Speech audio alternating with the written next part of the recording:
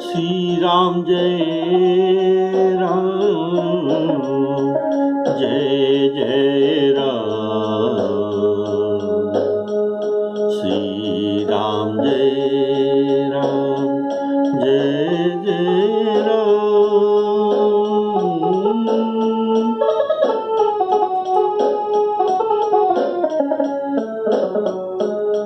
श्री राम जय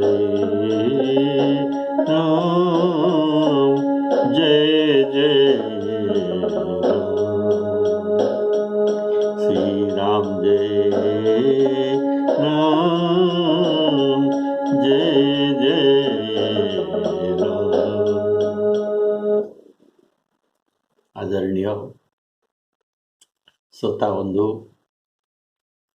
सबको मैं राम राम कहकर राम कथा को स्वागत करता हूँ। प्रेम से बोलिए सियावर रामचंद्र की जय।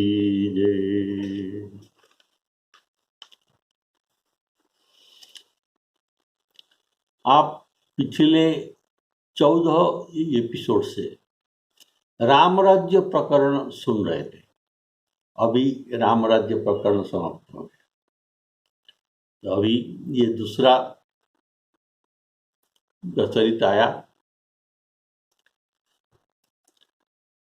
एक बार तीनों भाइयों के सहित श्री रामचंद्र जी अपने परम प्रिय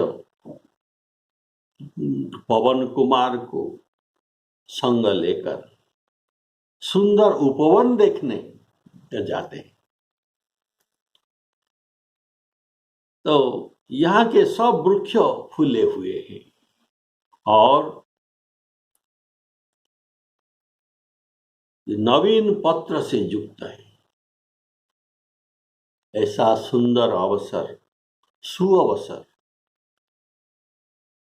जानकर वहां सनकादिक ऋषि आए, जो बड़े तेजस्वी, सुंदर, गुणयुक्त और शील स्वभाव से शोभित थे। वे सदैव ब्रह्मानंद में लीन रहते हैं, पर देखने के बालक, 5 वर्ष के बालक। और ये बहुत काल के हैं, ये प्राचीन से बहुत प्राचीन है। तो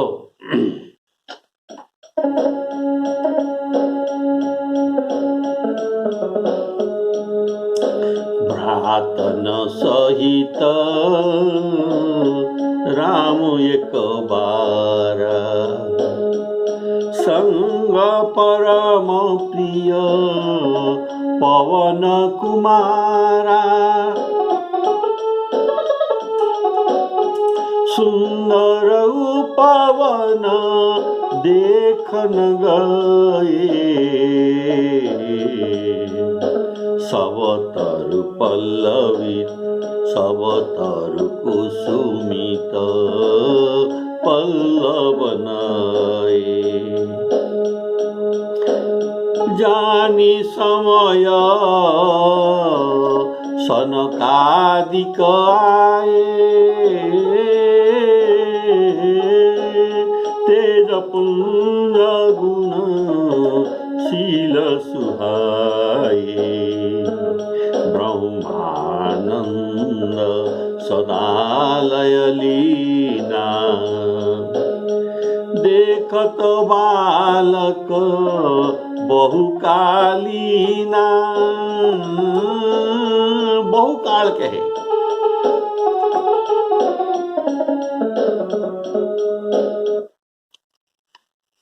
श्री राम जी परम प्रिय भाइयों को और परम प्रिय पवन कुमार को संग लेकर सुंदर उपवन देखने के लिए राज उद्यान को जाते हैं।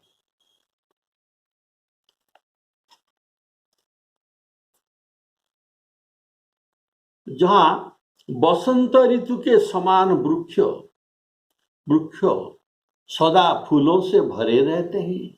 और नए नए पत्रों से भी भरे रहते हैं। फूल ही सदा बसंत की नाई। तो वहां बसंत के नाई अर्थात बस रहे बसंत ऋतु लोभाई। बसंत ऋतु वहां से नहीं जा रहा था, इसीलिए इस उपवन में सदा फूल और नए नए पत्ते भरे रहते हैं। सुंदर उपवन देखन गए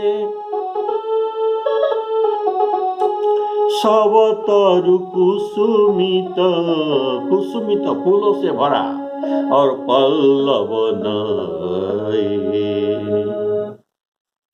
तो वहां उपवन में एकांत समय था। प्रभु के साकेत यात्रा की निकट आ गया है, इसीलिए कुछ इच्छित वर मांगने के मौका और प्रभु का दर्शन भी हो जाएगा। इसी भाव से प्रभु का दर्शन भी ये सनकादि मुनि हर दिन भी आते हैं, तो आए जानी समय। कैसा समय जानकर? पहले तो एकांत समय, दूसरे है प्रभु के परम धाम जाने का समय है। तो उस समय उनको मिल लेना चाहिए और कुछ वर भी मांग लेना तो चाहिए। इसीलिए ये चारों ऋषियां आए और ये देखने में तो बालक लगते हैं, पर ये बहुत कालीन। कारण सृष्टि के आरंभ से ब्रह्मा जी के द्वारा इनके उत्पत्ति हुई थी, इसीलिए वे नारद जी से भी बड़े हैं। जैसे मार्कंडेय ऋषि सदा 25 वर्ष का रहते हैं और इनका उम्र बढ़ता नहीं, और शिवजी सदा बूढ़े बन रहते हैं। और वैसे ये चारों सनकादि जो ऋषियों ये सदा 5 वर्ष का ही रहते हैं। और ये तपस्वी सदा ब्रह्मानंद में लीन रहते हैं, इसलिए तेज पुंज तपस्वी है। बिनु तप तेज की कर विस्तारा, तप से तेज बढ़ता है, तो इसलिए ये तेज पुंज है और अत्यंत शील युक्त भी है। ब्रह्मानंद सदा लयलीना, देखत बालक बहुकालीना।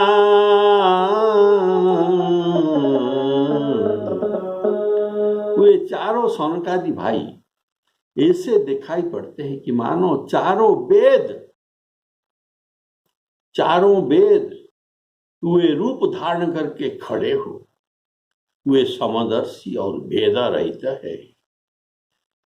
ये सदा नंगे रहते हैं, दिगंबर जैसे जैन में दिगंबर प्रथा है, ये नंगे रहते हैं। ये 5 वर्ष के बालक है, इसलिए ये भी नंगे रहते हैं। ये नंगे रहते हैं अर्थात दिशाएं ही इनका वस्त्र है। दिक अंबर, दिक अर्थात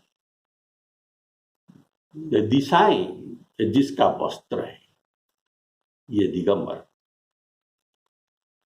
और इनका एक व्यसन है, इतना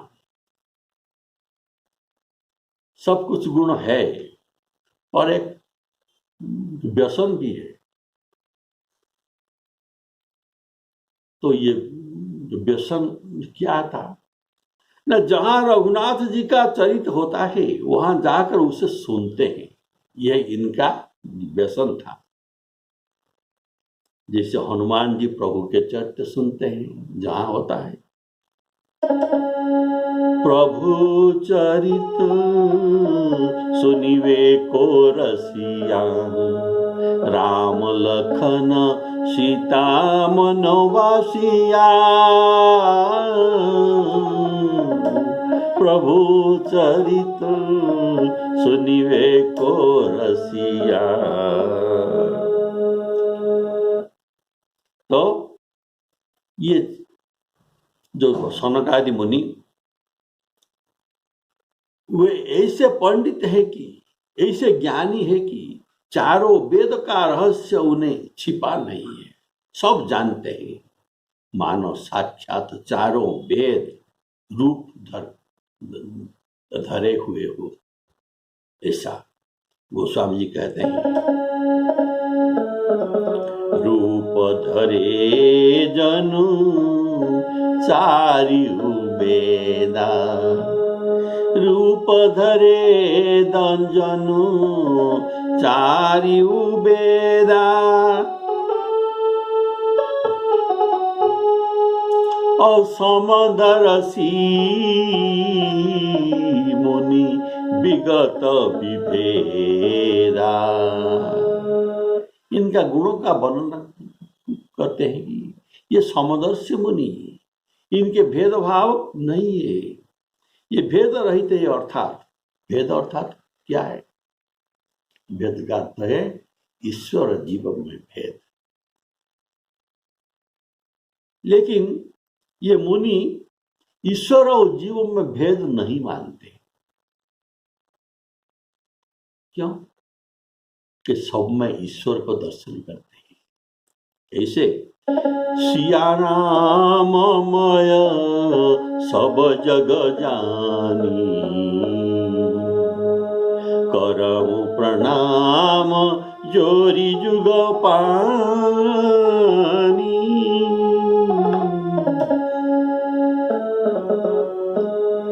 गीता में जो वर्णन है, ईश्वर सर्वभूतानां हृदय से अर्जुन तिष्ठति, भ्रामयान सर्वभूतानि यंत्रारूढ़ानि मायया।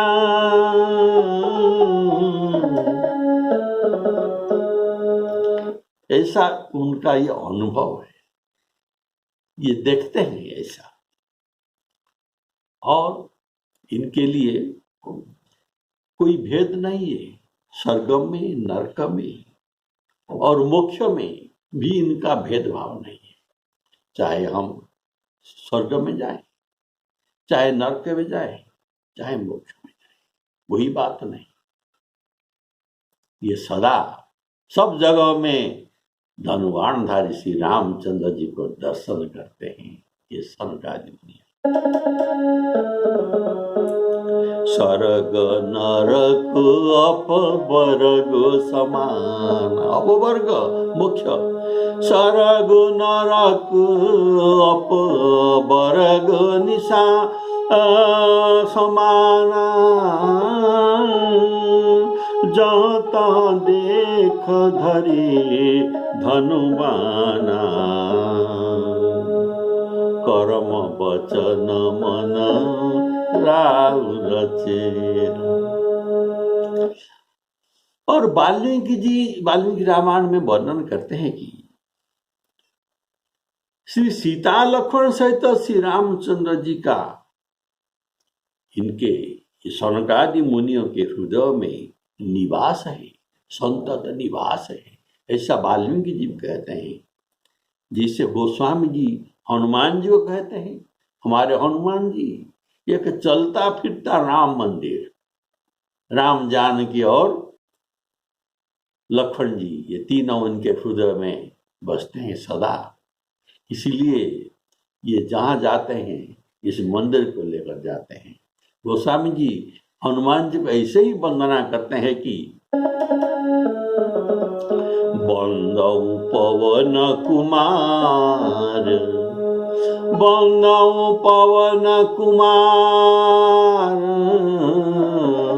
खलवन पावक ज्ञान धन, जासु हृदय आगार, जिनके हृदय रूप आगार घर में बसहि राम सर चाप धर, बसहि राम सर चाप धर। धनुवाणधारी रामचंद्र बसते हैं सदा।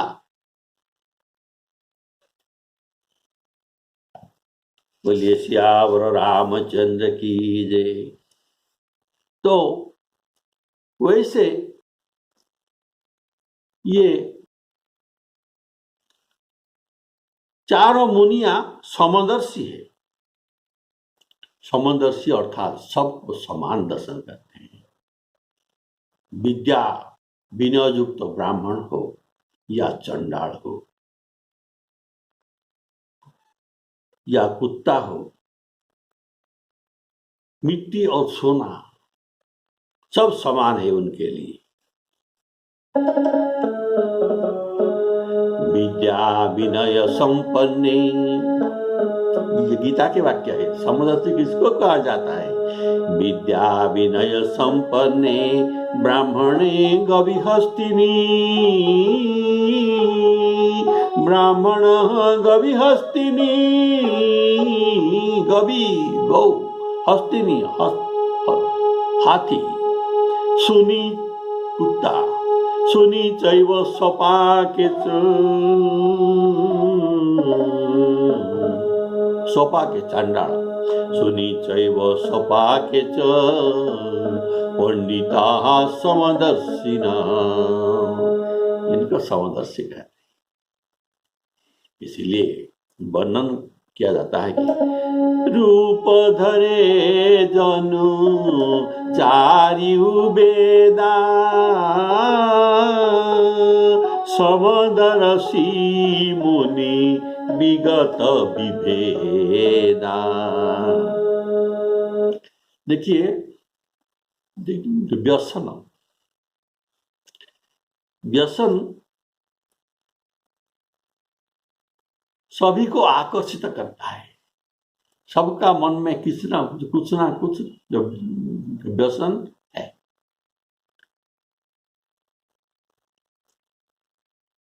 सबके मन में कुछ ना कुछ व्यसन बसता है। जिसका जो व्यसन है और जिसका जो व्यसन का व्यसन का आदत हो गया है, उसके बिना उससे रहा नहीं जाता। बोले श्याम रामचंद्र की जय। व्यसन यह है कि इनका सेवन जीव को अभ्यास में पड़ जाता है और जिन जीव को यह अभ्यास में पड़ जाता है उसे व्यसन कहा जाता है। जैसे किसी को अफीम खाने का व्यसन है। अफीम कोई जीवन उपयोगी पदार्थ नहीं है, पर जिसको इसमें व्यसन लग जाता है उसे बिना अफीम ये चल नहीं सकता। इसी भांति सनकादिक मुनि सदा ब्रह्मानंद में लीन रहने वाले, सदा ब्रह्मानंद में लीन रहने वाले महान त्यागी और दिगंबर, ये दिगंबर विचरण करने वाले, उन्हें और कुछ साधन की अपेक्षा भी नहीं है। ये सदा कृतकृत्य है और कुछ करना भी इनको नहीं है, फिर भी इनके एक व्यसन है। यह व्यसन यह है कि रघुनाथ जी के चरित्र सुनना। इसीलिए इनका व्यसन है रघुनाथ जी को चरित्र सुनना।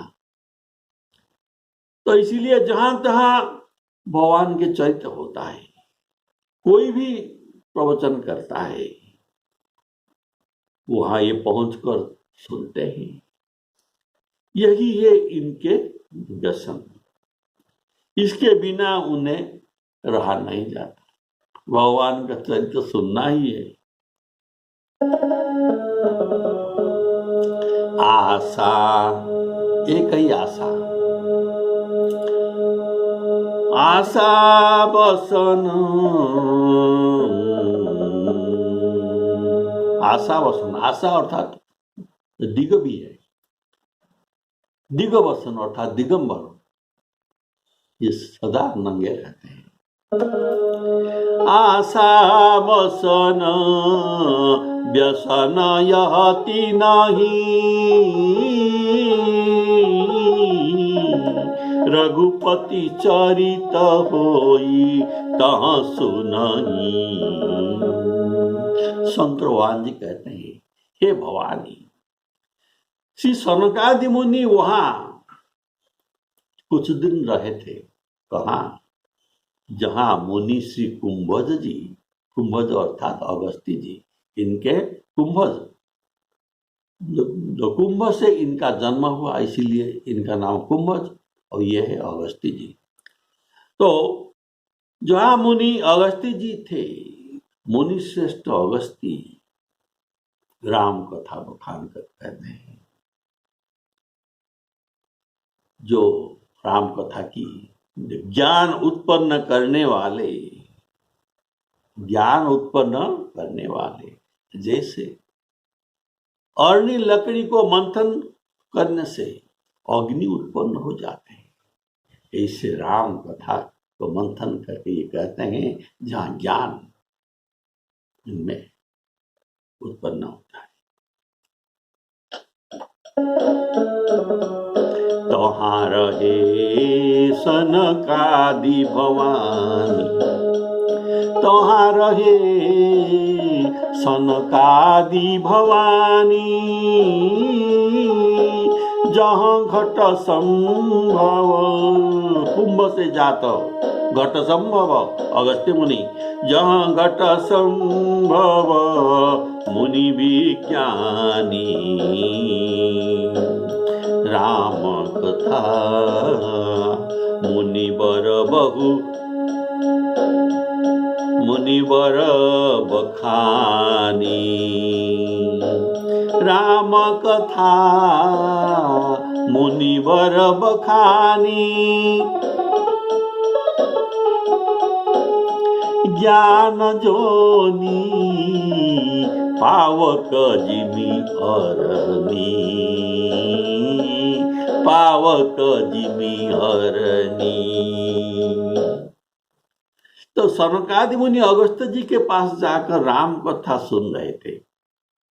कथा में प्रसंग आया कि अब रघुनाथ जी राज्य कर रहे हैं, राम राज्य चल रहा है। ऐसा सुनकर श्री रामचंद्र जी के दर्शनार्थ, दर्शन करने के लिए अयोध्या आ गए।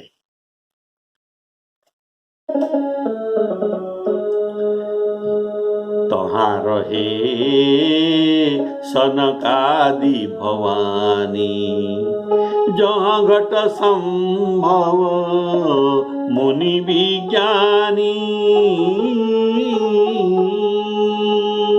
तो अगस्त जी के आश्रम से सत्संग करके वहां आए। अरणी लकड़ी, अरणी लकड़ी का मंथन अर्थात रगड़ने से अग्नि उत्पन्न होता है। जैसे हनुमान जी महाराज सुग्रीव और राम जी का मित्रता और निमंथन के द्वारा अग्नि प्रकट, पावक प्रगति करी जोरी प्रीति बढ़ाई। ये अग्नि मंथन करके, अग्नि प्रकट करके राम और सुग्रीव जी का मित्रता कराई। तो ऐसा अग्नि मंथन होता है तो अग्नि उत्पन्न होता है। पहले अग्नि उत्पन्न होता है मंथन में, रगड़ने में दोनों लकड़ी को पहले अग्नि उत्पन्न होता है। अग्नि उत्पन्न करा के वही लकड़ी स्वयं भी अग्नि हो जाते हैं। इनमें अग्नि प्रवेश करता है पीछे। ये अग्नि का रूप धारण कर लेता है। वो लकड़ी देखने में अग्नि और लकड़ी ये दोनों पृथक है। अग्नि और लकड़ी देखने में पृथक है, लेकिन जहां लकड़ी है वहां अग्नि है। वैसे ही राम कथा और ज्ञान कहने में तो पृथक पृथक लगते हैं, परंतु ज्ञान राम कथा के भीतर है। जैसे अरणी लकड़ी के अंदर अग्नि है, वैसे राम कथा के अंदर भी ज्ञान है। अर्थात राम कथा और ज्ञान ये दोनों एक ही है।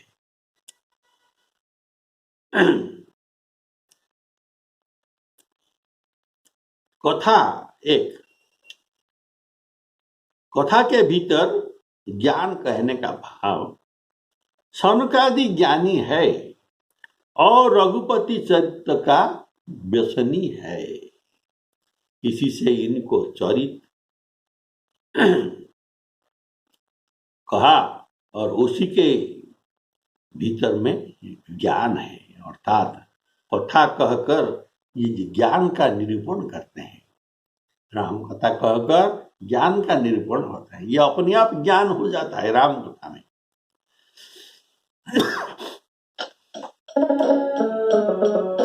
राम कथा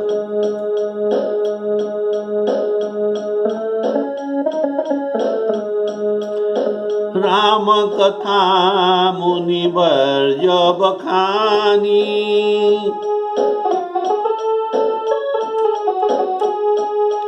ज्ञान जोनी पावक जीवी अरनी। मुनियों के आते देखकर उपवन में, अर्थात दूर से श्री राम जी ने देखा सनकादि मुनि आ रहे हैं। जब देखा श्री रामचंद्र जी ने हर्षपूर्वक दंडवत आरंभ कर दिए। ये पहुंचे नहीं, ये दूर में दर्शन देते हैं, फिर भी श्री राम जी ऐसा मर्यादा सिखाते ही ऐसे दर्शन का विधि है और इसमें प्रेम है, इसीलिए उनको दर्शन करते ही दंडवत आरंभ कर दिया। तो श्री रामचंद्र जी ने हर्षपूर्वक दंडवत किया। सुस्वागत पूछकर प्रभु ने उन्हें अपना पीतांबर बैठने के लिए बिछा दिए। देखी राम मुनि आवत, आए नहीं, आवत आ रहे हैं। देखी राम मुनि आवत, हरसि दंडवत कीने। स्वागत पूछी पीत पट, प्रभु बैठन कहाँ दीनी। संत मिलन सम सुख जग नाहि, और दरिद्रता समान दुख जग में नहीं है। संत मिलन सम सुख जग नाहि, इसलिए प्रभु हर्षपूर्वक दंड प्रणाम किया। अर्थात जहां से दर्शन हुआ वहां से ही दंड प्रणाम करने का मर्यादा प्रभु हमें सिखाते हैं। यह नीति है, यह मर्यादा है, ये राम जी सिखाते हैं। कारण राम जी के सिवाय और कोई यथार्थ नीति और मर्यादा जानते नहीं। कैसा नीति है, कैसा प्रीति करना चाहिए, परमार्थ क्या है, स्वार्थ क्या है, ये राम जी के समान और कोई किसी को भी इतना ज्ञान नहीं है। नीति प्रीति परमार्थ स्वार्थ, नीति प्रीति परमार्थ स्वार्थ, कौन राम सम जान यथार्थ। इसीलिए देखी राम मुनि आवत, हरसि दंडवत कीन। श्री राम जी ने मुनियों को स्वागत पूछा, अर्थात कहां से आपका आगमन हुआ, आपके आगमन का कारण कहिए। ऐसे लोक व्यवहार के लिए सब लोग पूछते हैं कैसा है, ये स्वागत पूछना चाहिए। प्रभु उपवन देखने गए थे, वहां मुनियों के यथोचित आसन नहीं लिए थे, वहां आसन नहीं था, तो अपना पीत वस्त्र मुनियों को बैठने के लिए बिछा दिए। मुनियों कारण ये मुनियों के सम्मानार्थ, मुनियों को सम्मान देने के लिए अपना पीत वस्त्र जो ये बैठने के लिए बिछा दिए। भगवान का पीत वस्त्र, ये पीत वस्त्र को वेद का स्वरूप महाभारत में वर्णन करके कहा गया है। और मुनिया ये भी चार वेद के स्वरूप है। रूप धरे जनु चार्यु वेदा, अतः प्रभु का पीत वस्त्र उनके बैठने के लिए योग्य ही है। स्वागत पूछी पीत पट, प्रभु बैठन कहाँ दीना।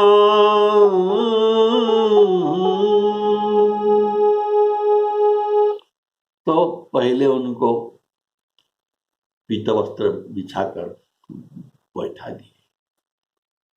फिर बैठाने के बाद श्री हनुमान जी सहित तीनों भाइयों ने मुनियों को दंडवत किया, अर्थात पहले श्री राम जी दंडवत करते हैं, इसके बाद भरत जी, लक्ष्मण जी, शत्रुघ्न जी और सबके पीछे हनुमान जी दंडवत करते हैं। सबको अत्यंत सुख हुआ, कारण संत मिलन सम सुख जग नाही। मुनियों के आने से अब सत्संग होगा, इसीलिए अधिक सुख हुआ। पुरी श्री रघुनाथ जी का मुनियों रघुनाथ जी का अतुलित छवि देखकर श्री राम जी के रूपक छवि समुद्र में ये डूब गए। राम जी राम जी के रूप समुद्र में, रूप छवि समुद्र में ये डूब गए। ये मुनिया मन को रोक न सके। श्यावर रामचंद्र की जय। श्यामल शरीर, भगवान के श्यामल शरीर, जो कमल के समान नेत्र, सुंदरता के घर और संसार के आगमन को छुड़ाने वाले, आने जाने चक्र को काटने वाले को दर्शन किए। कीन दंडवत तीनिउ भाई, सहित पवन सुत सुख अधिकाई। मुनि रघुपति छवि अतुल बिलोकी, भये मगन मन सके न रोकी। श्यामल गात सरोरुह लोचन, सुंदरता मंदिर भव मोचन।